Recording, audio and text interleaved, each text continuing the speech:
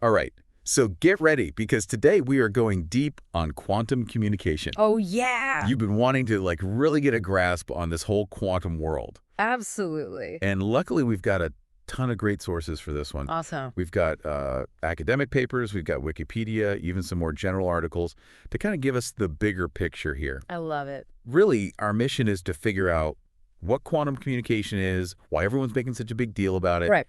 and what it might mean, down the road. Yeah, I think this is something that could totally change how we even think about sending information. Okay, so first things first, what actually is quantum communication? Right. Because I think a lot of people, they hear quantum and they kind of just shut down. Yeah, I get that. So how would you explain it? Well, imagine sending information not with the regular, like, zeros and ones that your computer uses, but with quantum bits or qubits. Okay. And these qubits, they use, like, the weirdness of quantum mechanics to carry more information and do things that normal bits just can't. So we're not talking about replacing the internet with quantum cat memes anytime soon. Not quite, no. Okay. More like quantum communication has specific jobs where security and speed are really, really important. Oh, okay. So instead of replacing the internet, think of it like a specialized tool. So top secret government stuff, financial transactions, that kind of thing. Exactly. High stakes communication where any leak could be, really bad. Right, right. But to really understand all of this, we kind of have to understand some quantum mechanics, right? Okay, yeah, hit me. All right, so there are two main ideas in quantum communication: Okay. entanglement and superposition. Okay. Let's start with entanglement. Okay. So imagine two particles that are linked so closely that they share the same fate no matter how far apart they are. Okay. So if you check the state of one, let's say it's spin, Yeah. you instantly know the state of the other one, even if they're galaxies apart. So they're best friends that always wear matching outfits, even if one's on vacation in space or something. Yeah. Yeah, basically, yeah. Okay. It's so weird that even Einstein called it spooky action at a distance. Ah. And it's this impossible link that lets us send information in such a secure way. Okay, so hold on, before we get to that, what about superposition? Right. That one's always kind of tripped me up. Yeah, it's a tough one. Yeah. But think about like a coin spinning in the air. Okay. Until it lands, it's both heads and tails at the same time, right? Right. Superposition is similar. Okay. A particle can be in multiple states at the same time until we measure it. Oh, okay. This multitasking ability is really important for quantum communication. So entanglement is the spooky connection, superposition is the multitasking. Yeah.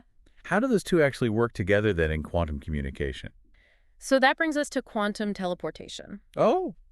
Now, don't get too excited. We're not beaming people around like in Star Trek. Okay. It's more like we're sending quantum information, the state of a qubit, from one place to another instantly using entanglement. So sending a blueprint for that qubit's personality across space and time. Yeah, exactly. So. And it's theoretically instantaneous and super secure because it relies on that entanglement connection. Oh, okay. So it's pretty wild. So I think we've kind of laid the groundwork here. What's the most common way that we're using quantum communication right now?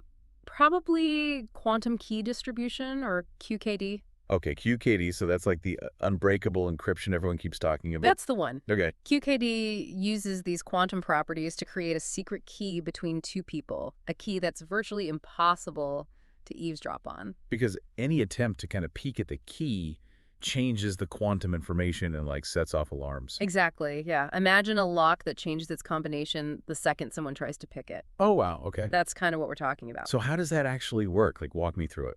All right, so one of the first QKD systems was called the BB84 protocol. Okay. So imagine Alice wants to send Bob a secret message. She starts by sending photons. Those are tiny particles of light, polarized in different directions, each one representing a bit of the key. Gotcha. And she randomly chooses these directions from two different sets, like vertical, horizontal, or diagonal. So those polarizations, that's kind of the secret code. Yeah, exactly. Yeah. Now, Bob, he randomly chooses his own set of polarizations to measure those photons coming in. Oh. But he doesn't know which set Alice used to send them, so sometimes his measurement will match hers, sometimes it won't. Okay, so there's a little bit of quantum chance involved here. Definitely. Right. Now, here's the interesting part. Okay. They publicly discuss which polarization sets they used, but they don't reveal the actual measurement results. Got it. This helps them figure out which photons they measured the same way.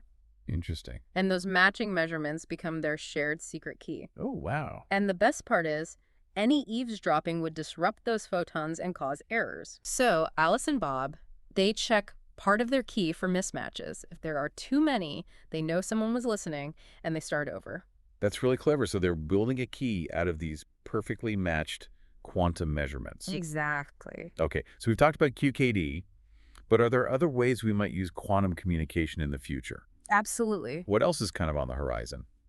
Well, one exciting possibility is the development of a quantum internet. Wait, hold on. Didn't we say it wasn't about replacing the regular internet? You're right. A quantum internet wouldn't replace what we use every day. Okay. It's more like, imagine a special network connecting secure places like government agencies, labs, or even quantum computers. Okay. This network would allow for super secure communication and things like distributed quantum computing, where multiple quantum computers work together on complex problems. So kind of like a super secure, super fast intranet for the quantum age. Yeah, that's a good way to put it.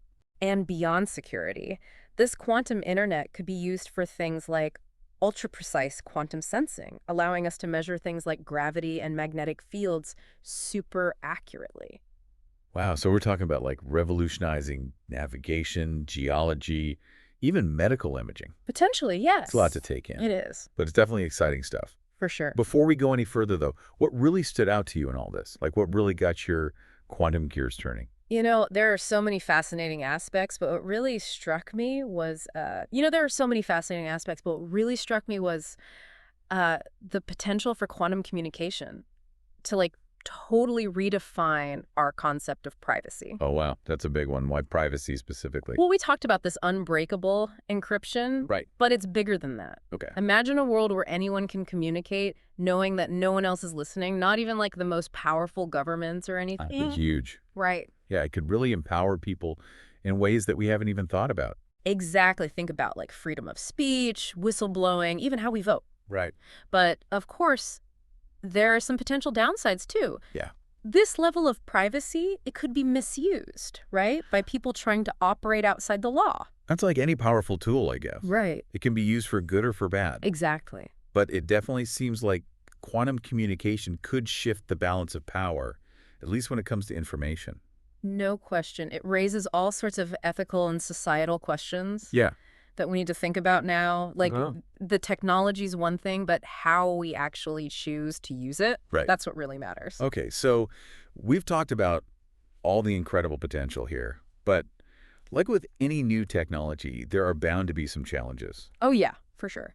You mentioned integrating this with our current internet. Like, that's a major hurdle. Can you explain why that's so tricky? Well, think about it. The internet we use now, it's all about sending bits through fiber optic cables, wires, radio waves, that sort of thing. Right. Quantum communication, it's about sending qubits, Okay. often using individual photons, through these special channels. So it's like trying to send a handwritten note through the postal service Yeah. and expecting it to arrive instantly via text message. Exactly. They're just completely different systems. Got it. So yeah, combining these two worlds, that's going to require huge changes in infrastructure, Right. including like totally new inventions, like quantum repeaters. Quantum repeaters. Okay, what are those? So think of them like signal boosters for quantum information. Okay. Because these photons carrying qubits, they're super fragile, Right. and they can get lost over long distances. I know that makes sense. Quantum repeaters would help extend the range of quantum communication, amplifying those signals. Okay. But building them, that's a huge technological challenge. So we can't just lay down some new cables. We need to invent entirely new devices. Pretty much, yeah. And even if we solve that infrastructure problem, there's still the issue of producing those reliable single photon sources. Right, the weak spot of current QKD systems. Yeah. Why is it so hard to create these, like, perfect single photon emitters? Well, it's all about the nature of light, generating just one photon on demand with the exact properties we need. Yeah. It's really, really tricky. All right. Right now, we use weakened lasers, but they sometimes release multiple photons, and that makes them vulnerable to attacks. So a hacker could, like, sneakily skim a few photons without getting caught, Exactly. and that would compromise the whole thing. Yep. That's why research into these reliable single photon sources is so important for the future of all of this. Okay, so we've got infrastructure hurdles, we've got the single photon source problem. Right. What about those quantum hacking attempts? Yeah. You mentioned this Trojan horse attack. hmm What are some other ways that hackers could try to exploit these QKD systems?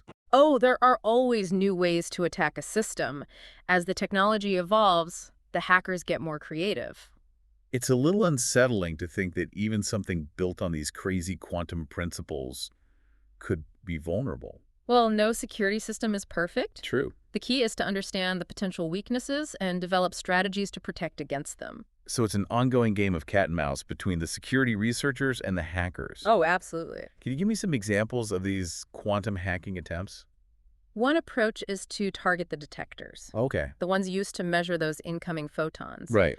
Remember, Bob needs to accurately measure the polarization of each photon to build that key with Alice. Right. And those measurements, they're based on quantum mechanics, which is inherently a bit unpredictable, right? Exactly. There's always some uncertainty involved. Okay. Now imagine a hacker who can subtly manipulate Bob's detectors to favor a specific polarization, Okay. even if it's not the photon's true state. So they're kind of rigging the measurement process. Exactly. It's much more subtle. And it highlights the importance of well-designed and thoroughly tested detectors. And this is why some government agencies are recommending that post-quantum cryptography is a more practical solution for now. Yeah, that's one of the arguments. Because it's based on traditional computing, but with algorithms specifically designed to resist attacks from quantum computers. That's right. Post-quantum cryptography, it doesn't rely on those fragile single photons Okay. or the specialized infrastructure. It's about creating algorithms that are basically too difficult to crack, even for a quantum computer. So it's like building a fortress with walls so thick that even the most advanced siege weapons are useless. Yeah, a good way to put it. Okay. But it's not a subtle debate, though. Right. QKD supporters, they argue it offers security based on the laws of physics, which is fundamentally stronger than relying on complex algorithms. Right. So it's about the source of that security. Exactly. Absolute security based on physics versus security based on the limits of computing power. Yeah, and the best approach probably depends on the situation, you know? Okay, I think we've done a good job of exploring the potential, but also some of the challenges in implementing this securely. For sure. But before we wrap things up, I want to kind of revisit this idea of a quantum internet. Okay. We know it's not going to replace the current internet, Right. but can you help me imagine what it might look like, what it could enable? Sure. Imagine a world where all these highly secure places like government agencies, banks, research labs, Yeah. they're all connected through this dedicated quantum network. Right. This network would allow for instant, unhackable communication, Wow. protecting sensitive data. So it's like building an impenetrable communication fortress. Exactly. And beyond security, this quantum internet could connect quantum computers, allowing them to work together Oh, wow. on problems that are just impossible today. So we're talking revolutionizing medicine, materials science, even AI. Exactly. And it's not just about speed. Okay. Quantum computers linked together, they could use entanglement to calculate in completely new ways. So it's not just a faster internet, it's a whole new way of computing. Exactly. Wow. This network could also lead to advances in quantum sensing, allowing us to measure things with incredible precision. Okay. Imagine sensors that can detect tiny changes in gravity, Yeah. revealing underground structures or predicting earthquakes. Wow, the applications are really mind-boggling. It's pretty amazing. But building this thing is a massive undertaking. Oh, yeah. What are some of the key technological hurdles we need to overcome? Well, we talked about a few, like those single photon sources Right. and the quantum repeaters, Yeah. but there's also the challenge of developing efficient quantum memory. Quantum memory, what's that?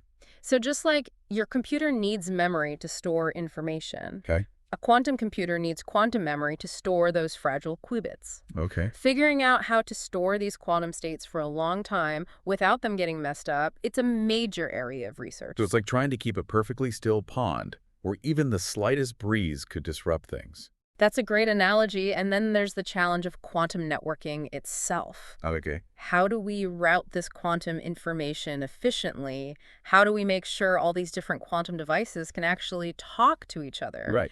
It's complicated stuff. So it's not just about building the pieces, it's about figuring out how to conduct this whole quantum orchestra. Exactly. And that's what makes this so exciting. Yeah. We're not just tweaking existing technology, we're creating entirely new ways of doing things. It's Yeah. a total paradigm shift. Okay, so we've covered a lot of ground today, from the crazy principles of quantum mechanics to the possibility of unbreakable encryption, a quantum internet, even a new way of thinking about privacy. Yeah, it's a lot. But before we get to our final takeaway, I'm curious, what were one thing that really stuck with you from all of this? You know what I find most fascinating is how this all connects back to like the very nature of reality itself. Oh, all right. We're so used to thinking about information as something separate from the physical world, Right. but in quantum communication, they're totally intertwined. Okay.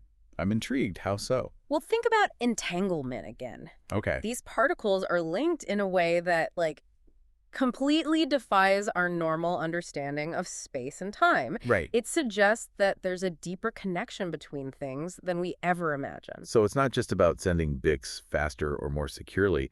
It's about like exploring the fundamental fabric of the universe. Exactly, and who knows what other secrets are out there. Yeah. As we go deeper into this quantum realm, Right. maybe it'll lead to a new understanding of physics, consciousness, even the origin of the universe. Well, okay. So for our listener out there, we've really gone deep on this one. We've Yeah. journeyed into this mind-bending world of quantum communication. It's a strange place. We've talked about its potential to reshape security, revolutionize computing, even change how we think about privacy. Totally. And the technology, it's still evolving, but the possibilities are really pretty awe-inspiring. Oh, yeah, for sure. So if any of this has sparked your curiosity, I definitely encourage you to check out the sources that we've provided. Yeah, great resources. Explore these crazy concepts, think about the potential, and imagine how all of this might change your world.